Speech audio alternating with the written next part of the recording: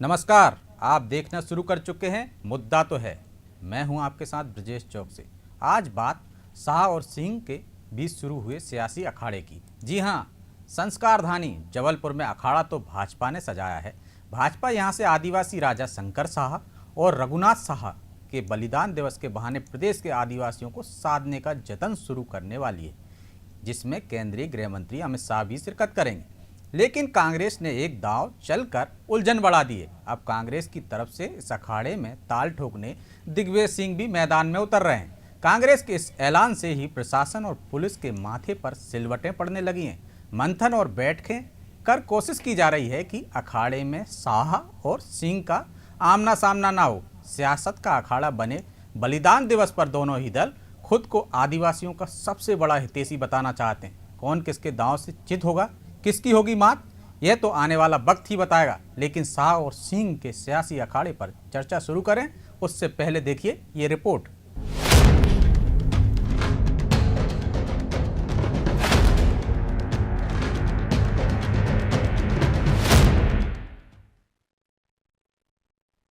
MP में high voltage political drama, एक ही कार्यक्रम में अमित शाह और दिग्विजय।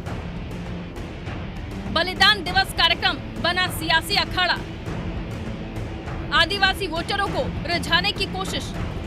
मध्य प्रदेश में आदिवासी वोट बैंक सियासत का अखाड़ा बनते जा रहे हैं। आदिवासियों को लेकर सियासी सरगर्मी आने वाले दिनों में और भी बढ़ती दिखाई दे रही है, क्योंकि मध्य प्रदेश के जबलपुर में एक ही दिन केंद्रीय गृह मंत्री अमित शाह और मध्य प्रदेश के पूर्व मुख्यमंत्री और कांग्रेस के राज्यसभा सदस्य दिग्विजय सिंह दोनों के कार्यक्रम होने जा रहे हैं।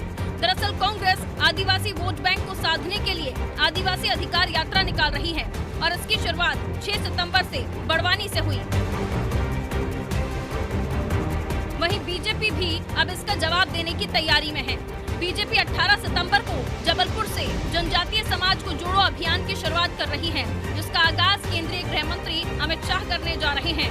केंद्रीय मंत्री शाह आदिवासी राजा शंकर शाह रघुनाथ शाह बलिदान दिवस कार्यक्रम में शामिल होंगे।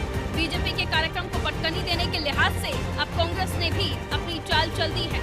कांग्रेस ने भी इसी दिन दिग्विजय सिंह का कार्यक्रम तय कर दिया है। अमित शाह के बलिदान दिवस पर आयोजित कार्यक्रम के दिन ही दिग्विजय सिंह ने कार्यक्रम के लिए समय मांग लिया है, जिसको लेकर प्रदेश की सियासत तो गर्मा ही गई है, लेकिन बीजेपी कांग्रेस में आरोप प्रत्यारोपों का दौर भी शुरू हो गया है। आदिवासी समुदाय के महानायक रहे हैं, जिन्होंने न केवल आज़ादी की लड़ाई लड़ी बल्कि लोगों के सामने उदाहरण प्रस्तुत किया। लेकिन इनको भुलाने का काम, इनके साथ में भेदभाव करने का काम लगातार कांग्रेस की सरकारों ने किया। कांग्रेस क्यों भूल गई इनकी क्रांति की तमाम प्रकार की गाथा जो नई पीढ़ी को बतानी चाहिए थी, जो शिक्षा दी जानी चाहिए थी बच्चों को स्कूलों में, क्यों नहीं दी गई? क्यों नहीं इनके बारे में स्मारक तैयार किए गए? दुर्भाग्य ये है कि कांग्रेस सरकार में रही और एक ही खानदान ने पूरी आज़ादी की लड़ाई लड़ी है ऐसा बताने में पूरा काम करती रही। इनके लिए नायक केवल एक ही खानदान आज़ादी की लड़ाई का है। इनका वास्ता कभी क्रांतिकारियों के साथ में रहा नहीं, इसलिए उनका अपमान, उनके साथ भेदभाव लगातार करने का काम इन्होंने किया है। देखिए, अमित शाह जी और नरेंद्र मोदी जी अगर किसी नेता से घबराते हैं तो वो दिग्विजय सिंह जी और कमलनाथ जी हैं, और इसका कारण है कि ये सारी पोलें इनकी जानती हैं और समय समय पर खोल भी देते हैं। एक कार्यक्रम में अमित शाह जी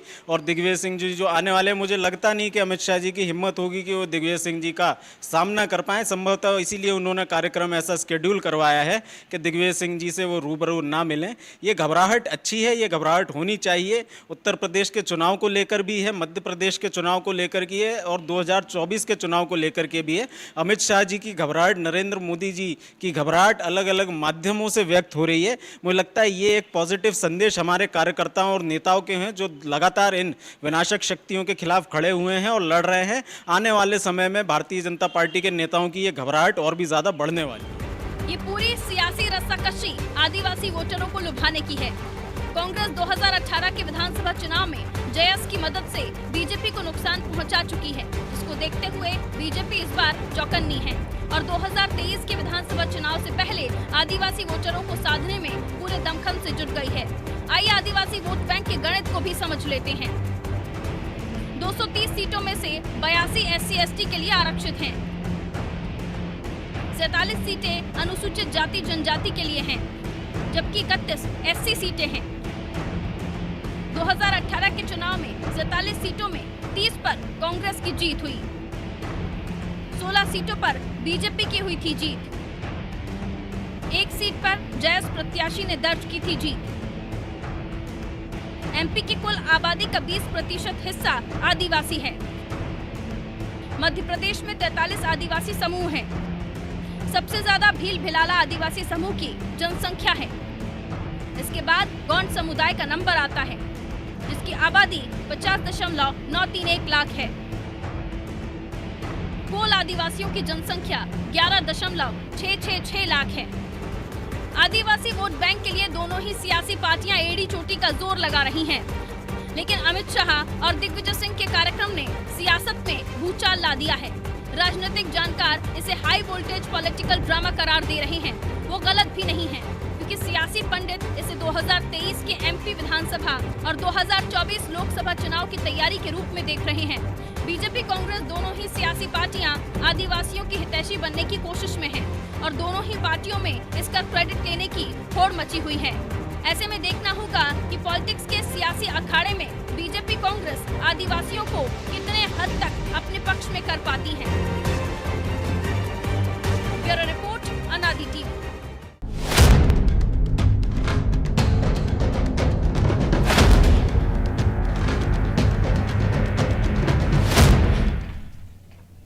तो अखाड़ा सज गया है, पहलवान भी तैयार हैं और हम इसी पर चर्चा करेंगे, कौन किसे मात देगा।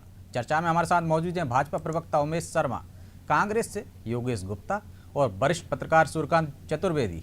तीनों मेहमानों का बहुत बहुत स्वागत है। सूर्यकांत जी, अखाड़ा सज रहा है जबलपुर में, संस्कार धानी, और वहाँ पे पहलवान भी तैयार हैं। भाजपा के पहले से तैयार थे, कांग्रेस ने भी तैयारी कर दी, दिग्विजय सिंह जी को उतारेंगे। कैसे देखते हैं?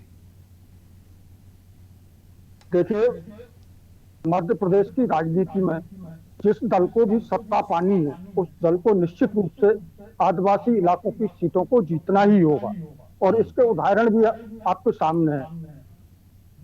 साय बंधुओं के बलिदान दिवस के अवसर पर भाजपा के भी दिग्गज नेता आ रहे हैं, और अगर कांग्रेस के दिग्गज नेता भी जाते हैं, जिनमें दिग्विजय सिंह जी की जाने का कार्यक्रम है, तो यह अच्छी बात है। कम से कम राजनीतिक बहाने ही क्रांतिकारियों को याद किया जा रहा है, और देश की दोनों प्रमुख राजनीतिक दल के लोगों द्वारा याद किया जा रहा है। इसे एक अच्छा संकेत माना जाना चाहिए। अन्यथा लेकिन भाजपा तो कह रही सूर्यकांत जी की इनने बुला दिया था, हम याद कर रहे हैं। देखिए, कांग्रेस हो भाजपा हो, दोनों आरोप प्रत्यारोप करेंगे, दोनों एक दूसरे के विपक्षी दल हैं, वो बात ठीक है।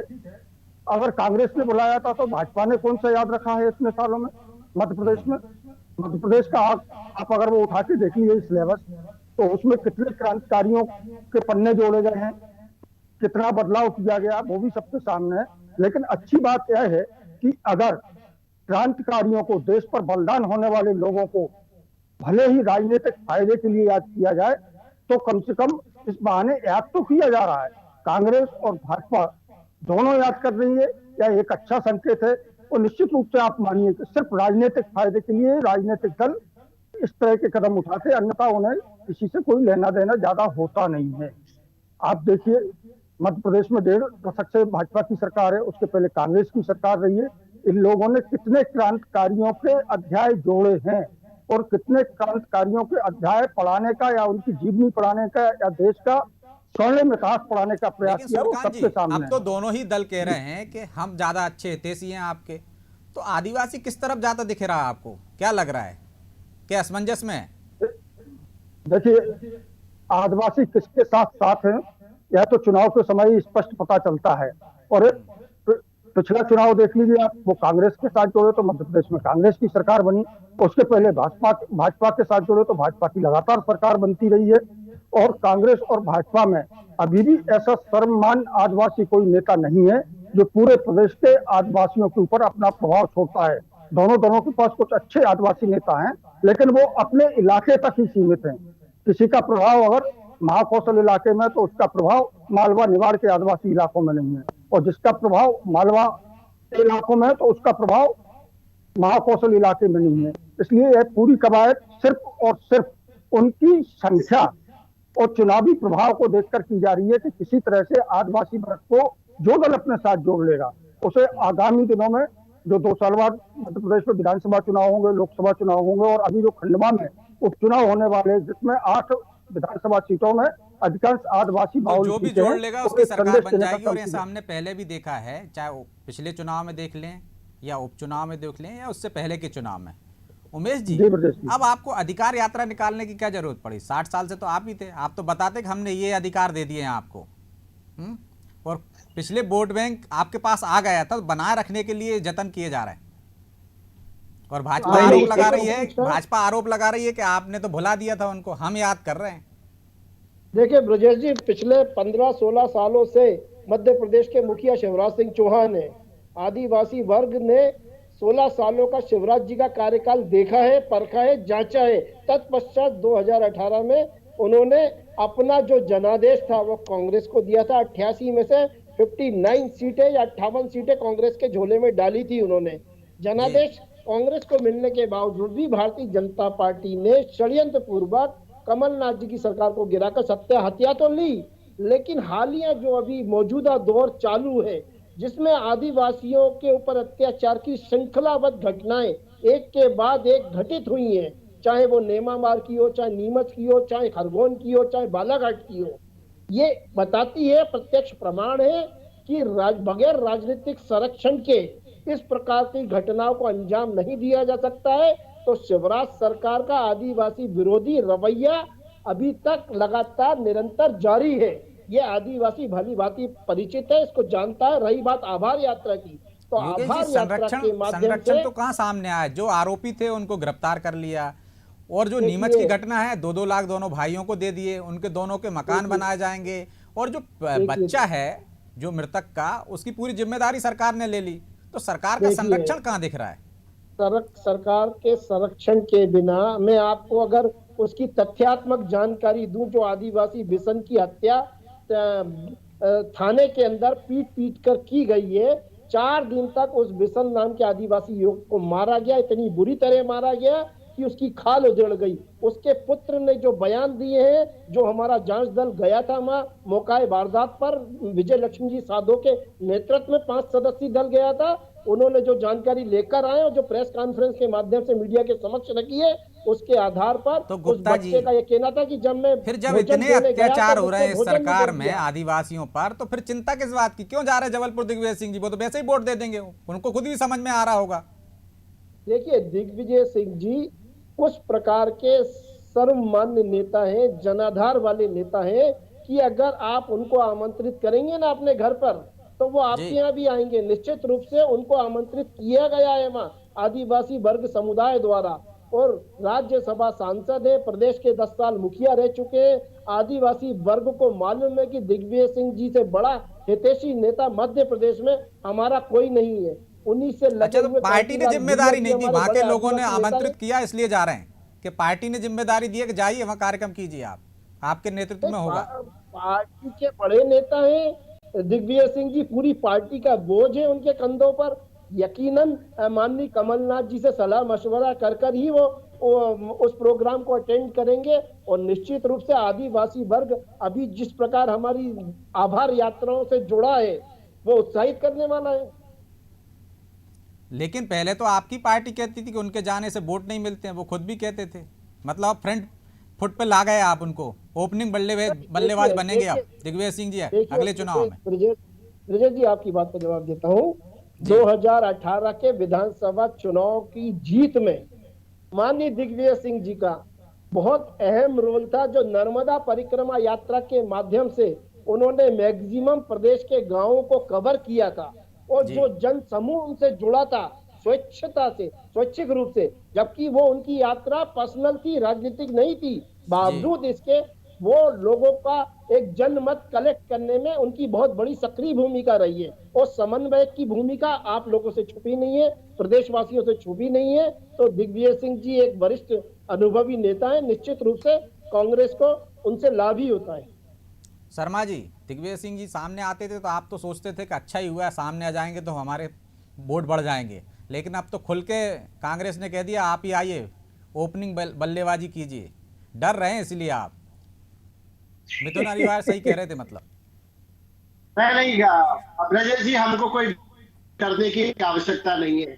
और दिग्विजय सिंह जी का तो चेहरा इतना मुस्कुराता हुआ चेहरा है, वो तो किसी भी एंगल से डरावने दिखते नहीं है, है ना। तो वो कोई डरावने नेता तो है नहीं कि उनसे डरा जाए। वो तो बहुत ही मोहक मुखमुद्रा वाले नेता है।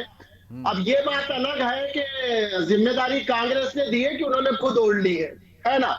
वास्तव में दिग्विजय सिंह जी और उनकी जो मंडली है, मैं उनकी मंडली शब्द इसलिए उपयोग कर रहा हूं कि दिग्विजय सिंह जी और उनकी मंडली मिलकर अब कमलनाथ जी को गाजे बाजे के साथ दिल्ली पहुंचाने में लगी है। जो सबसे बड़ा मुझे लगता है कि उनकी राह में रोड़ा थे वो ज्योतिरादित्य, ऐसा चमकदार चेहरा, ऐसा कोहिनूर तो कांग्रेस पार्टी ने दिग्विजय सिंह जी की दुर्भी संधि के चलते खो दिया।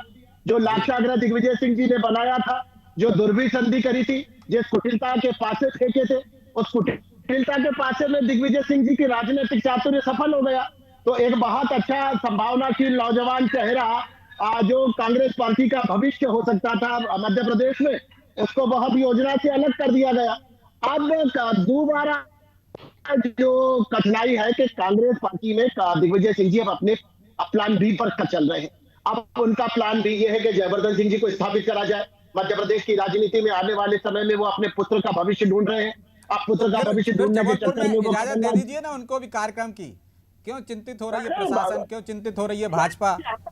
अनुमति दे दो, कहाँ करो उसी दिन कार्यक्रम। हम बिल्कुल भी चिंतित नहीं है साहब। दिग्विजय सिंह जी, हम तो कह रहे हैं कि दिग्विजय सिंह जी जाए ना, हर एक कार्यक्रम में दिग्विजय सिंह जी को जाना चाहिए। और दिग्विजय सिंह जी तो हमारे सबसे पसंदीदा नेताओं में है। दिग्विजय सिंह जी की राजनीति का मूलाधार बनकर जो रह गया कि सुबह दिग्विजय सिंह जी उठते हैं 8:30 बजे की, जब वो बेड टी लेते हैं, उसके साथ एक ट्विटर डाल देते हैं विवादित, और उसके बाद वो सोचते हैं कि वो राजनीति की लाइमलाइट में बने रहेंगे। वो परजीवी वृत्ति के नेता हैं। अब उनको लग रहा है कि इतना कद्दावर राष्ट्रीय स्तर के नेता आ रहे हैं अमित शाह जी, तो इस कार्यक्रम के अंदर ये इनके प्रकरण में कुछ ना कुछ इस प्रकार की विघ्न बाधा उपस्थित करूं जिसके कारण मैं चर्चा में बन जाऊं। जबलपुर का कार्यक्रम वास्तव में हमारे लिए राजनीतिक हेतु का कार्यक्रम है नहीं। हम इसमें कोई राजनीतिक सिद्धि प्राप्त करना नहीं चाहते हैं। ये हमारे वैचारिक अधिष्ठान से जुड़ा हुआ विषय है। अभी माननीय सूर्यकांत जी भाई साहब जो विषय कह रहे थे, मैं उसको उनकी बात का बहुत विनयशीलता के साथ उत्तर देना चाहता हूं। हमने तो कभी शहीदों को विस्मृत करा नहीं है। हमने तो भीमा नायक को भी पूजा है। हमने बिरसा मुंडा की जयंती पर कहा है कि हम आदिवासी दिवस मनाएंगे। चंद्रशेखर आजाद का जो भाभरा के अंदर बरसों बरस तक झोपड़ी हुआ करती थी, उसको अगर परिवर्तन करने का काम करा है तो भारतीय जनता पार्टी ने करा, क्योंकि ये हमारे लिए राजनीतिक विषय नहीं है। ये विषय हमारे वैचारिक अधिष्ठान के विषय है। अगर उच्च शिक्षा मंत्री मोहन यादव कहते हैं कि रामचरितमानस पढ़ाया जाएगा और सूफी भी पढ़ाए जाएंगे, तो इसके पीछे का मतलब है कि ये हमारा वैचारिक। ब्रजेश जी काफी फ्लुएंटली बोलने का अवसर प्रदान कर रहे हैं आप बीजेपी प्रवक्ता को।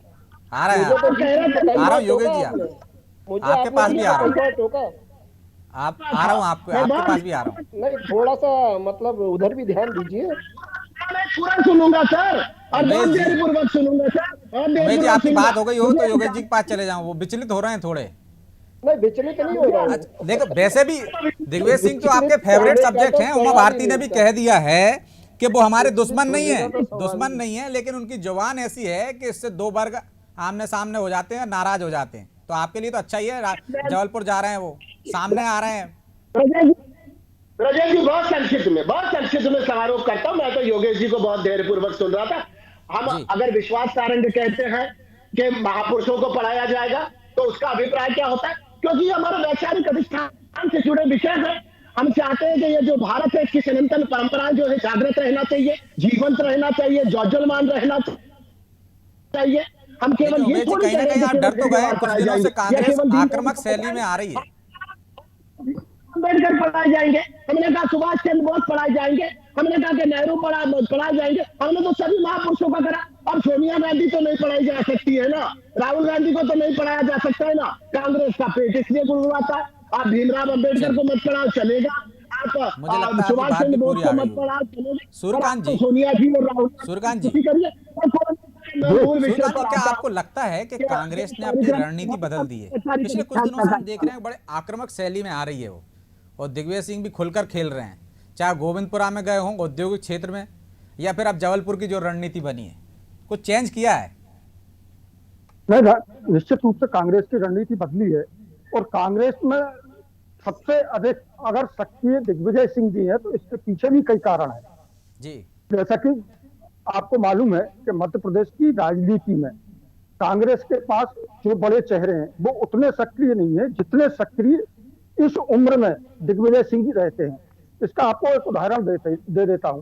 दिग्विजय सिंह जी जब अपने ही पूर्व मंत्री ब्रजेश सिंह राठौर के घर उनके निधन पर शोक संवेदना व्यक्त करने गए, तो झांसी से लेकर वो पृथ्वीपुर से लेकर टिकमगढ़ तक हर उस कार्यकर्ता के घर गए जो कार्यकर्ता उनकी पार्टी से जुड़ा हुआ है। उसमें छोटा और बड़ा दोनों कार्यकर्ता शामिल थे। तो निश्चित रूप से इसकी सराहना की जानी चाहिए। लेकिन दिग्विजय सिंह की एक खासियत है, वो अपनी रणनीति के हिसाब से चलते हैं और उन्हें पता होता है कि कब कौन सा दाव चलना है और किस दाव से उनके विरोधी को चित्त करना है, चाहे वो उनकी पार्टी का हो या विपक्ष का हो। तो वो बड़े रणनीतिकार हैं और जिस तरह से वो अग्रेसिव राजनीति कर रहे हैं इस समय, उसकी कांग्रेस को सख्त जरूरत थी, क्योंकि कांग्रेस की राजनीति में प्रदेश में इस समय ऐसा कोई बड़ा चेहरा नहीं है जो सक्रियता के मायने में दिग्विजय सिंह की बराबरी रखता हो। कमलनाथ जी अधिकांश समय दिल्ली में बिताते हैं या भोपाल आते हैं, छिंदवाड़ा चले जाते हैं। अगर आप देखें तो जिलों में लेकिन आपको लगता है सूर्यकांत जी, दिग्विजय सिंह जी यदि फ्रंट फुट पे आएंगे तो कांग्रेस का भला होगा? वो तो 2003 के पहले का मध्य प्रदेश दिखाने लगेगी भाजपा, तो नुकसान ही होगा ना। बिल्कुल, वो कांग्रेस निश्चित रूप से भाजपा इस मामले में 2003 का दिखाएगी, लेकिन अभी भाजपा के साथ मजबूरी है। जो पानी बरसा, बाढ़ आई, उससे सड़कें खराब हो गई, तो इस वजह से मुझे लगता है, शायद शर्मा जी ज्यादा अच्छे से बता पाएंगे, कि भाजपा अभी उतनी आक्रामक दिग्विजय सिंह के मामले में नहीं हो पा रही है जितनी आक्रामक पहले रहा करती थी। क्यों नहीं हो रही? केंद्रीय मंत्री ने कहा है कि दिग्विजय सिंह अभी फारूक अब्दुल्ला के साथ खड़े हुए हैं, महबूबा मुफ्ती के साथ खड़े हुए, तालिबान का समर्थन कर रहे हैं आरएसएस वाले मुद्दे पे। यदि उन्होंने मिस्टर बंटा ढार का ट्वीट किया तो पूरी भाजपा ने बताने लगे कि 2013 से पहले, 3 से पहले क्या हाल थे। तो भाजपा गंभीरता से ले रही और चाहती है कि दिग्विजय सिंह ही सामने रहें, ज्यादा आसान रहेंगे। नहीं, स्वाभाविक है, अगर दिग्विजय सिंह जी फ्रंट फुट पे खेलते रहे तो कम से कम भाजपा को ज्यादा नहीं तो इतना फायदा तो हो ही जाएगा कि वो अपने आप में उसे कम से कम हिंदुत्व के मामले में ज्यादा प्रयास नहीं करने पड़ेंगे, क्योंकि दिग्विजय सिंह की जो शैली है, जो उनके वक्तव्य आते हैं, वो एक वर्ग विशेष को लेकर आते हैं। तो अपने आप जो दूसरा वर्ग है वो अपने आप भाजपा के साथ जुड़ता जाता है, खड़ा होता जाता है, उसका फायदा निश्चित रूप से भाजपा को मिलता है। भाजपा तो चाहेगी कि कांग्रेस की तरफ से दिग्विजय सिंह फ्रंट फुट पर खेले तो उनकी राय आसान हो जाए। योगेश जी, जी क्या दिग्विजय सिंह उमेश शर्मा जी ने बोला कि स्वतंत्रता संग्राम सेनानियों के बारे में कांग्रेस ने ऐतिहासिक जानकारी अपने पाठ्यक्रमों में नहीं दी। हम और आप सभी लोग आज तक जितनी भी पढ़ाई लिखाई करके निकले, उसमें सारे स्वतंत्रता संग्राम सेनानी, चाहे वो भगत सिंह हो, चंद्रशेखर आजाद हो, या राम प्रसाद बिस्मिल जी हो, या हमारे पूज्य बापू महात्मा गांधी हो, जवाहरलाल नेहरू हो, इनसे लेकर आज तक जितने भी इतिहास में हमारे स्वतंत्रता संग्राम सेनानी रहे, सबकी जीवनी हम लोगों ने पढ़ी है। डॉक्टर BR अम्बेडकर द्वारा रचित संविधान की धज्जियां अगर कोई उड़ाने का काम कर रहा है तो वो भारतीय जनता पार्टी और उसके नेता कर रहे हैं। केंद्र में बैठे हुए नरेंद्र मोदी और अमित शाह जी कर रहे हैं। बदलने की जरूरत इस देश में प्रधानमंत्री और गृहमंत्री को है। कुछ लोगों तक सीमित रहेगा इतिहास। साहब आप बेटे को भुला दिया गया, तोप से उड़ा दिया था उनको।